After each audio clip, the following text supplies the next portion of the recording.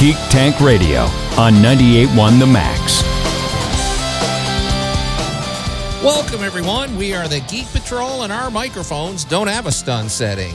Today, we're joining you from Allan Gilbreth's backyard, where he is taking advantage of the cold weather by recreating the ice cave of Hoth, where he is hanging a side of beef in a very Luke Skywalker-esque fashion.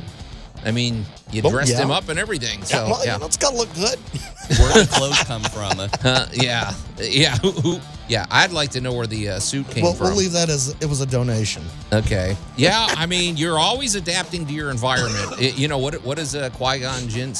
Always mind your surroundings. So, wait, that wasn't Qui-Gon Jinn. That was Ra's al Ghul. Same guy, though. Hey, both same Ra's al actor. Ghul also involves like the same level of ice. Yeah. Yep.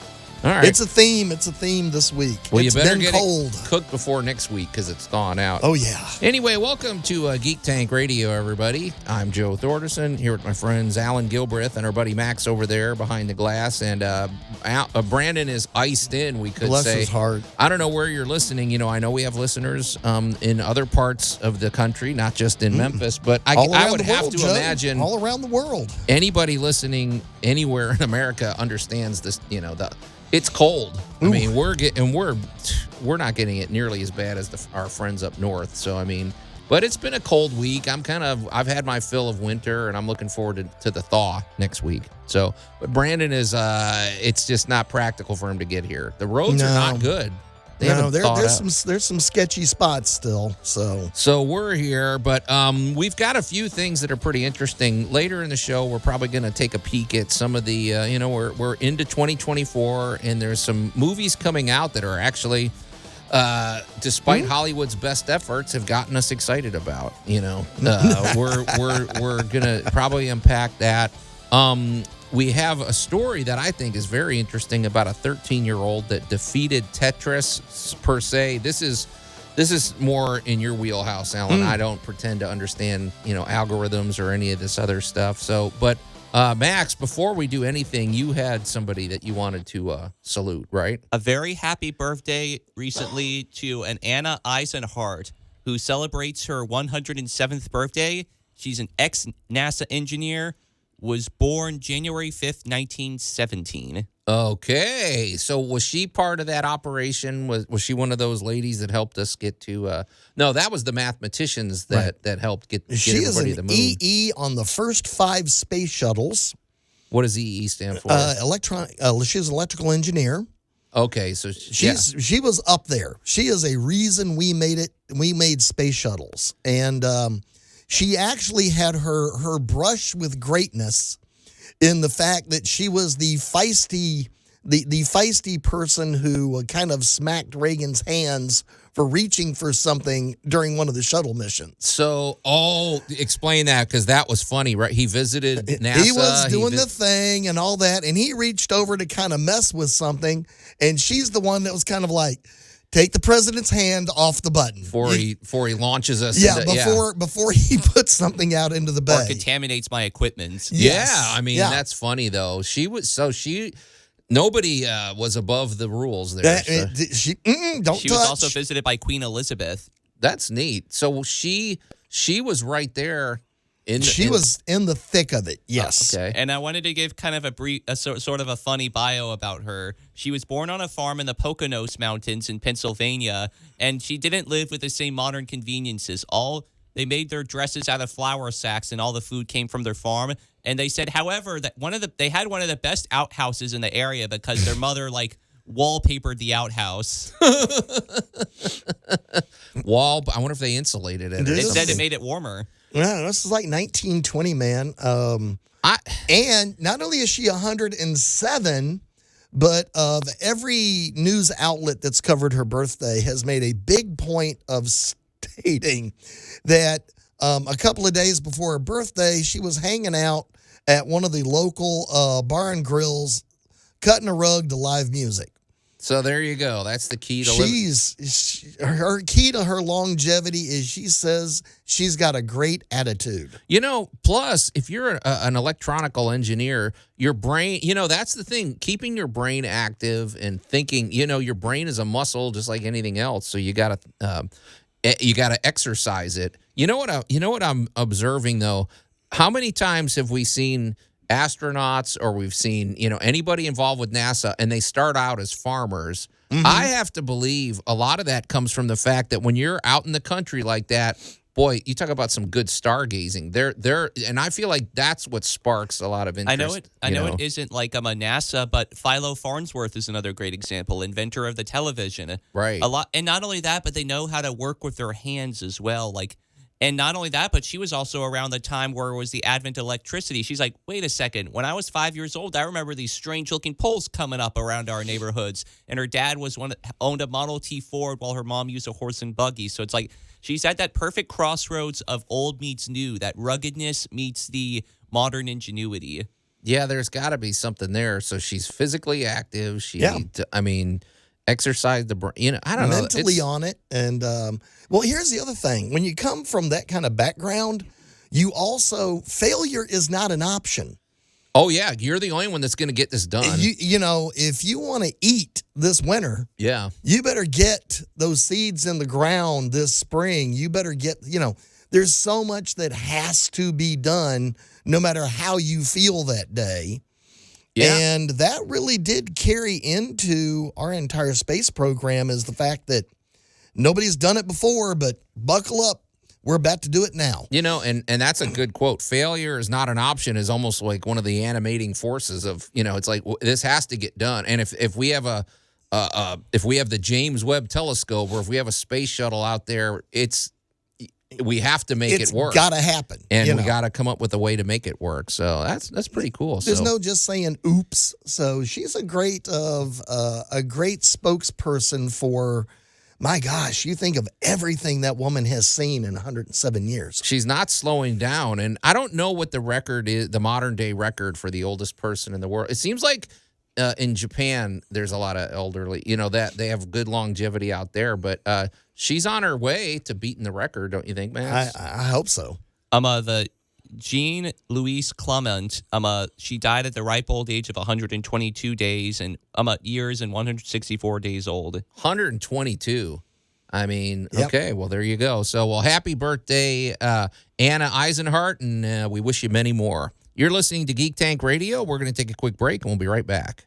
You're listening to Geek Tank Radio on 98.1 The Max. Pay no attention to the men in the hazmat suits. The Geek Patrol is back. Yeah, I mean, that's just, they need to make their monthly check. And Allan, I noticed, stuck the suitcase under the desk, Max. I don't know what he's got in there. But anyway, welcome back to Geek Tank Radio, everybody. I'm Joe Thorderson here with my friends Alan Gilbreth and our pal Max over there behind the glass. Brandon Olmstead has been prevented from making it to the studios today because of the terrible, we're getting bad weather. Yeah, and our frozen. Infrastructure here in Memphis is not cut out for the, I have yet to see a sand truck or whatever. The roads are just bad. I will confess, Thursday I saw both a sand truck and a snowplow. Oh, okay. Well, so good. I was very, very impressed, but Memphis is a really big city. Yeah. Even though, our population, we're not as big as like Indianapolis or something, but our footprint, we're spread out. And there's a lot of Memphis and Shelby County to get to. But, we shut down basically when this weather happens. And the truth is this happens once every year or once every couple of years. Yeah, so big deal. It's not really worth investing millions of dollars in this stuff. Just let it melt. Yeah, we sure complain about it that week we need it. So this story I don't fully understand. We're going to get Alan's expertise. But apparently everybody's talking about this 13-year-old Willis Gibson. And I know they're not super old and everything, but I still think it merits. And now... a legend in geekdom. Is he a legend? Okay, I guess he is. He is now. They're calling this the kid that beat Tetris, game. I don't really know what that means. I thought Tetris just keeps going and going and going or something. Right. Tetris is a puzzle video game. It is one of the first big runaway hit video games of all time. Mm-hmm. It was created back in 1985 by Alexei Patanov. And that whole story is epic. There's a movie about it, and there's intrigue and all that kind of stuff. He was a software engineer, and the thing is, back in those days, it was just kind of playing a game. So there's not an end to it. It just kind of keeps going. Yeah, I thought it doesn't end. I thought it just... So, a lot of our games now are missions and mission criticals and boss fights. And at the end of it, you actually can beat the game. Or at least complete the game, right? You complete all the missions. Okay. So even in your big role-playing games, your big Avatar games, they're always coming out with a new edition or something like that to keep you going. Well, Tetris is just kind of... There's a little software engine in it that creates the little shapes and drops them. And it just keeps going. So what do they mean that he defeated it? Well, there are a number of screens in it, and everybody has known about, quote unquote, the kill screen. If you play this game long enough, eventually it'll glitch and crash the game. And the thing people have done is just, count the high scores. How high a score can you get before you crash this? What do you mean crash? So it's not designed to just keep going. It actually will just give up, or I don't get what it means. Crash. The software is very old, and it wasn't perfect. Oh, so eventually you can force the software to have a glitch and stop. So that's beating it. Now, how many hours or days or whatever would you have to play to do this, or is it different every time? Like another, I guess I'm just trying to figure: is this an achievement? Was the kid playing for an hour and he just happened to beat the game, or did he? Was this a marathon of? Well, he reached a level nobody else has ever reached before. He hit level 157. Ah, okay. And the makers, the current holders of Tetris, basically has said his feat defied all preconceived limits of this legendary game.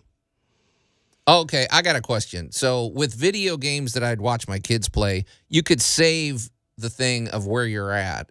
Is Tetris different? Does it basically you start it and whatever level you get to is where you get it, and then when you play it again, you start back at level 1?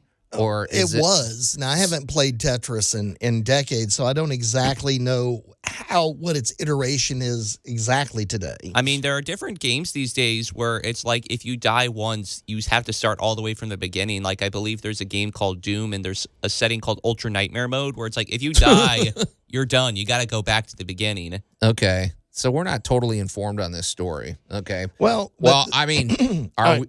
Well, when Tetris themselves comes out and says, okay, Blue Scooty, which is his gamer name on this network. That's pretty good. Comes out and says, congratulations, you've beat us. Okay, well, then that is an accomplishment. So when Tetris themselves has come out and said, no one has ever managed to get to a kill screen at level 157, and that is pretty much further than we thought anybody else was ever going to get with how the logic of the game is designed. Well, my question is does it also matter the medium that you're playing it on? Because if you're playing it on an app on your phone, is it going to have a different algorithm or different software? Or which makes it even more intriguing if you're using an old algorithm and software on even a modern technology. That's true, but you also get into the fatigue of the actual mechanism you're using. That's fair. So if you're playing on the phone, I think that's going to wear on the human side of the technology far more than it is the game logic. I think this young man was sitting comfortably at a console, not unlike yourself at this moment. And I think he had beverages and his feet up, and he just totally dominated this Tetris level from level to level to level until he actually reached the limit of what the game generator can handle. And I'm wondering, does that make Tetris want to redefine how the game is oriented, or does it want to keep it for nostalgia purposes because it kind of represents a Gordian knot? You're dead there. I think Tetris really hasn't been changed in decades, and I don't see them changing it. But I now see people now have a goal. Yeah. Can you get to this level? So Yeah, we're probably going to see a little surge in Tetris play over the next few months. Okay. Oh, well, congratulations, Willis Gibson. I hope, I hope he gets a trophy or something.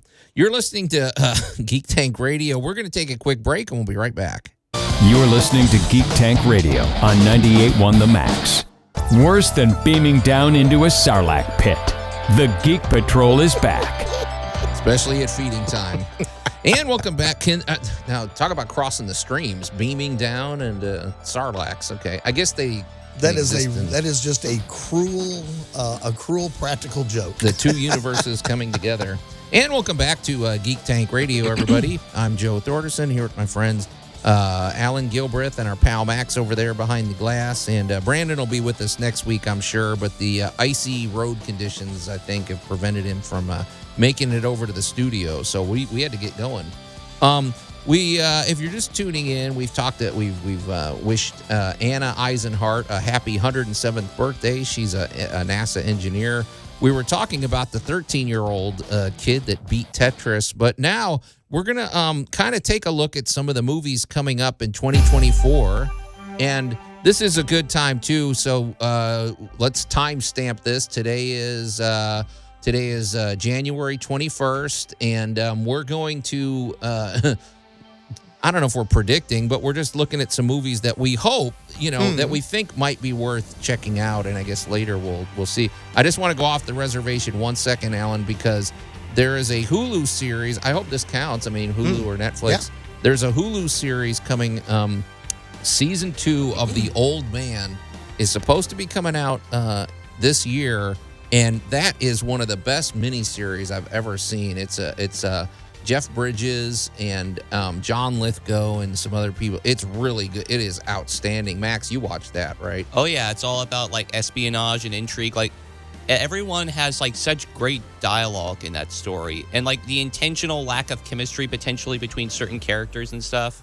I don't know. John Lithgow is awesome. It's great. So we're really hopeful for season 2. So I hope I'm not disappointed, but that's one that I'm watching for. But let's kind of work our way around the table. Alan, what are you most looking forward to in 2024? I'm looking forward to a twisted adventure comedy by the folks that produce Kingsman. Have you ever seen the Kingsman's No, movies? you guys keep telling me I got to see that. So. I watched about 20 minutes and it didn't do much for me. But you got to catch it just right. Okay. Basically, they are spoofs of the espionage and adventure drama. Yeah. So they're spoofs. They're a lot of fun. Well, Matthew Vaughn has a new one coming out called Argyle. Is that the one where Henry Cavill's dancing with that lady? Okay. Dua Lipa's in it, Henry Cavill, Sam Rockwell, Bryce Dallas Howard. It's got a great cast. Samuel L. Jackson's running around in this thing. And basically what happens is a novelist, that's Bryce Dallas Howard, is writing these cute little stories, but her stories, her espionage novels, are very bizarrely mirroring exactly what this underground organization has been doing. Right. So she winds up, of course, like, how do you know this? And exactly. Where are you getting your information? Exactly. And who's leaking you this stuff? And and from what I've seen of the trailers, it looks like it's going to be paced a lot like any of the Kingsman movies. And I've enjoyed them. So I'm really kind of looking forward to seeing, I don't know, John Cena, Henry Cavill, and everybody having a, crazy time in an overwrought movie. Okay. Hey, Max, I think I can guess what movie you're most excited about coming out. Dune 2. Yeah. Yeah. So we've all March seen 1st. the trailers, I assume. And what's interesting is that I actually learned that Villanueva is going to be this is going to be 3 movies in total. The first 2 movies. What? No, hear me out here. Okay. Dune is a series. Consists of a series of several books that can span over a legacy of time. And Dune is the first book, and he divided it into 2, kind of like how the last Harry Potter book was divided into 2. And then in the second book is going to be adapted into a single movie for part 3, which is called Dune Messiah, which follows the consequences of the first book. I thought we were just getting I thought they were going to break the mold and not do a trilogy, but I guess they the just thing can't is, help themselves. It's an unconventional trilogy because of the fact that Frank Herbert's tales span a long period of time. It doesn't span just during Paul Atreides' time. Oh, no, only a few 1,000 years, yeah. Yeah, only a few of them actually span the Paul Atreides era. The rest of it follows the Atreides family's legacy. Well, I thought Dune 1 was, everybody thought it was a massive hit. Visually and it's stunning, interesting. Yeah. And if they just keep it going, it should be outstanding. The trailer looks great. All the previews I've seen for that. So, all right. Well, shifting over to my side, I really am looking forward to The Fall Guy, that movie with Ryan Gosling, and it's based on Lee Majors' old TV show, The Fall Guy. Like, he's a stuntman. It looks really over the top. Emily Blunt is like the director. It looks fun. You said that's a Guy Ritchie film. Who's making this one? David Leitch is doing that one. Okay. He's the one that did the Atomic Blonde. Bullet Train. Over stylized violence, and I don't know if the violence is going to be as big in this one, but just action. He's let's say over stylized action. It looks really fun, and Ryan Gosling's a likable person. It seems like he's one of those where everybody really likes him, and same with Emily Blunt, and it just looks fun. It looks like it's going to be a fun movie. To quote Allan, a fun popcorn movie. Yeah, I wouldn't, expect any great social revelations out of, the back legacy of this is what is John Wick, Atomic Blonde, Deadpool 2. Leach used to be a stuntman. So I'm really curious to see what he's personally going to be able to pull this off. Yeah. Maybe that explains why he's so good at creating these action sequences. So I'm really kind of curious about this because the idea is, of course, the stuntman is kind of down on his luck, and he goes and picks up bounties on the side to make ends meet. Like all people do. Well, for side income. There you go. So I'm kind of curious. It's got good people. It's got a good package around it. So, and it's not a superhero movie. Yeah, I hate to say it. None of us are, because there are superhero movies coming out. It's funny how that didn't go to the top of our list here. Yeah, I'm kind of looking forward to Kung Fu Panda 4, but that's just because it's Kung Fu Panda. And we already talked about Jack Black last week on how he's just likable. But the entire cast is back. Jackie Chan, Seth Rogen, Lucy Liu, Dustin Hoffman, everybody. Okay. So they're all back for it. So this, when I look at Kung Fu Panda 4, I look at it and go, just don't screw it up. Okay. All right. Well, there's more, too. There's a lot more on the slate for 2024, and we're going to take a look at those when we come back here on Geek Tank Radio. You're listening to Geek Tank Radio on 98.1 The Max. If growing orcs in the backyard was easy, everyone would do it. The Geek Patrol is back. Yeah, the wrong fertilizer, and you've got a deadly combination. So you got to keep that nitrogen just right. Exactly. And welcome back to Geek Tank Radio, everybody. I'm Joe Thorderson here with my friends Alan Gilbreth, and our pal Max over there behind the glass. And in spirit, we have Brandon Olmsted, but he's not here physically because of the icy road conditions prevented him from making it over. I think he's just working on his orc backyard. He might be. He might just, finding excuses. They fomented insurrection. Exactly. Before the break, we were kind of taking a look forward at some of the movies and TV shows, I guess, coming out. Mostly, we're looking at movies mostly coming out in 2024 and kind of giving our hopes, I guess you could say. And I don't know that we're predicting a lot because I gave up that. I used to say, oh, this is going to be a massive hit or everybody's going to. I don't do that anymore. But we're talking about some projects that we're looking forward to coming out in 2024. It's funny. Dune, the second Dune is coming out, and it's one of those. I don't know how you guys feel about it. It's awesome. I love Dune. It was fascinating to watch, but it doesn't make me feel much. Like, I don't necessarily feel like I connect with a lot of the characters. I kind of just think it's a big spectacle. It's well made. It's well acted and everything, but I don't feel much at the end of it. Well, it's because I wonder how you guys feel about that. Well, it's because I thought Dune is more more meant to explore ideas than it is people. And so the people are kind of left at, like they're kind of left by the wayside at the expense of the plot. That's what I wonder. Yeah, because it's like, I don't know. It's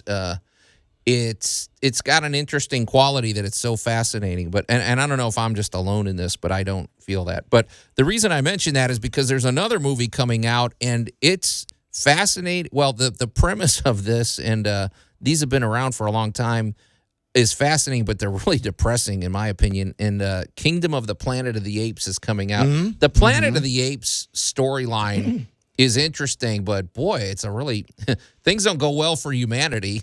No, we're not doing so hot in that particular franchise. But how do you feel about this? Because I mean, we remember back in the 70s when the movies came out, and they were interesting then, but they were still depressing. I'll watch a little bit of it on TV. Am I looking forward to leaping into the theater? No. Okay. All right.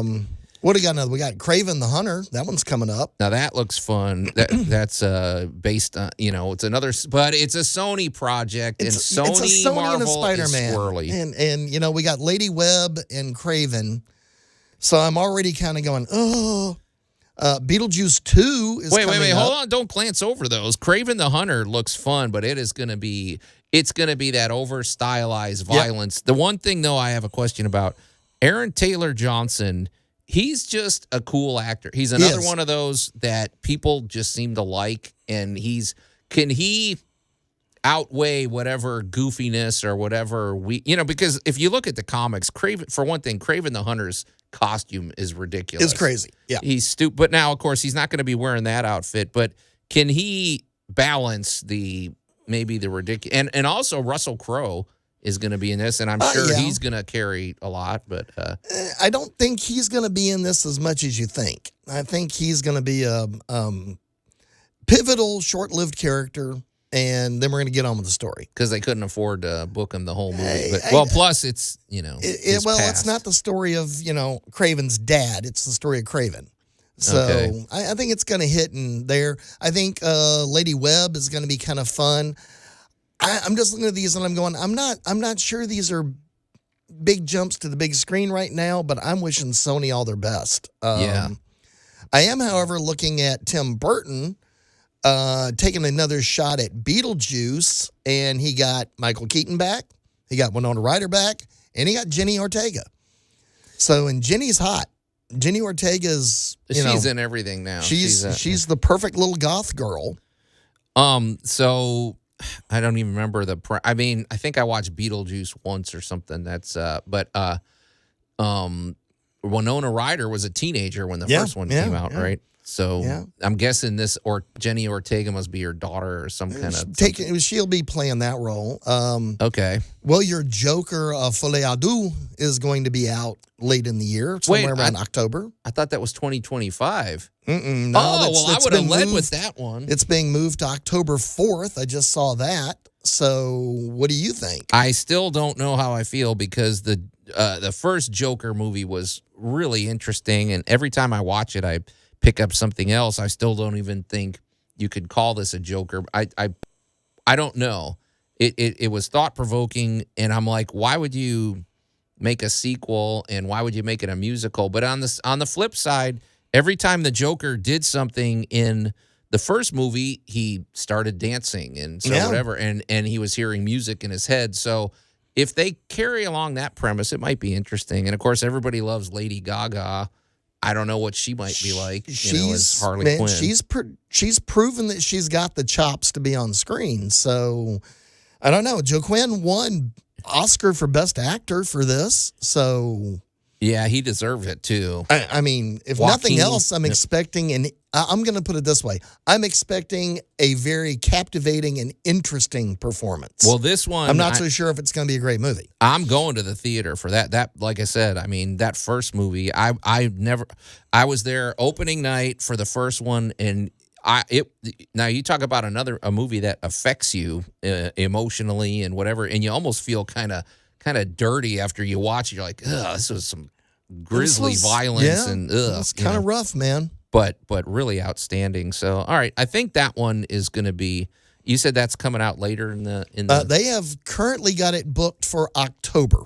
Okay. So early October, like they're trying to get it in for as a Halloween movie, I guess. It's kind of an unusual release time. Yeah. You would expect this to be a November release or something like that, but no, we actually got an early October release date on that. Okay. And to close, we had Inside Out 2 coming out, which, for my money, the first Inside Out movie was a legitimate masterpiece. I love that movie. So I'm always hesitant when you have something that great followed with a sequel. I don't know. I guess it's... Well, in that same line, Despicable Me 4 is coming out in July, so that'll be their summer release. Okay. It's Minions. Minions are cute. Okay. Well, we'll keep an eye on it, and we'll be reporting in as these things come out. But, guys, we're out of time. So until next week, we are the Geek Patrol, and I am Joe Thorderson. I'm Maximilian. And I'm Alan Gilbert, reminding you that no matter how frozen the tundra is and your tauntauns are outside whining, just keep a nice warm heart.